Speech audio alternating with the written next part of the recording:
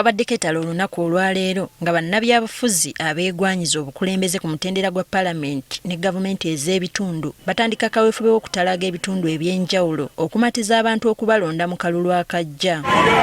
Mu Wakiso Town Council eyeesimbyewo ku kifo ky'obwammeeya Nasifu Kalyowa akulembeddemu bakansala abali ku kkaadi ya NUP ne bayisa ebivvulu nga bwe bakunga abantu baabwe okukuŋŋaanira ku kisaawe bwe babadde bagenda okukuba olukuŋŋaana.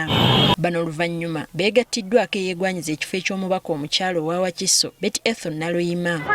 Kwogera ku nsonga ng'eza Kigogwa omuliro gwatuukawo nesobola okuba nga njogera ku buzibu bwe tulina ng'amula obutonde bw'ensi naye nnyimiridde nnyo ku nsonga za local government ongera kunyweza bammeeya tubongera okubafuna ate babe nga bayongera okukolera abantu so tugamba mutwongera akalulu nga National Unity Platform naye mu byonna mbasaba akalulu aka Naluyima. Bano batubuulidde nti ekitundu kyabwe kibadde kisigalidde nnyo emabega mu by'empeereza newankubadde nga kye kimu ku bisinga okuvaamu omusolo omungi. Tugenda okumalawo enguudo embi mu kibuga, bwe tugenda okumalawo kasasiro, bwe tugenda okukendeeza obumenyi bw'amateeka, mbasaba mujje ekikookiro tangaaza ensonga zino zonna. Singa nnyo ku buyonjo ekibuga kino kivuddemu kasasiro ogenda n'olaba ssente zetukuŋŋaanya mu property tax olaba nga ssente nnyingi we naye bali nga tukola ki tolaba ffe mu kisanja kyaffe kino tugenda kulaba nga ssente z'abantu ezizikula tulina okugulira abantu ebimotoka bya kasasiro.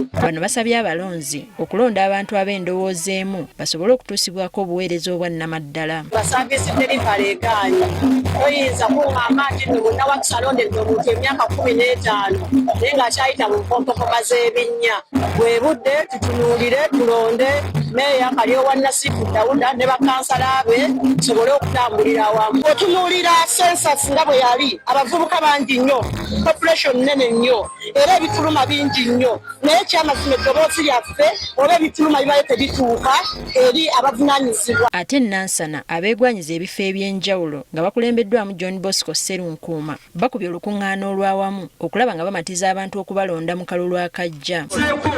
Omusolo nga gubasuza temwebase sigamba nti kujja kuviirawo ddala naye kyeŋŋamba nti muwe omusolo ogwo nga muli bamativu mukoowa kulonda kubanga waliwo abo balina ebikolwa bye bakola nga byonna bibalemesa oba bibatiisa okulonda. Wano we basinzidde ne basaba poliisi okwewala kyekubiira n'okutaataaganya enteekateeka zaabwe nga bawenja akalulu. Poliisi ekutta abaana baffe era tetulina ne bamusange tulowooleza ddala nti ebikolwa ebifaanako bwe biraga akatembo biraga okutya naddala mu kiseera kye tugendamu njagala okutemeza poliisi y'e Nansana ne poliisi y'onookutwaliza wamu tuli walabe bammwe baganda bange. Ate ye Kawempe eyeegwanyiza eky'obubaka bwa paalamenti mu Kawempe South Muhammad Nsubuga naye atandise kakuyegewe ng'asaba abeene okumussaamu obwesige. Nsubuga Muhammad bwe mala okufuuka omubaka wa paalamenti ekigendo sookera ddala ngenda kuyingira mu Mulago Hospital bw'eba yeetaaga kwekalakaasa ngende n'akafaliso kange oba twetaaga kugimenyawo okusobola okulaba nti nno ennamba y'abakyala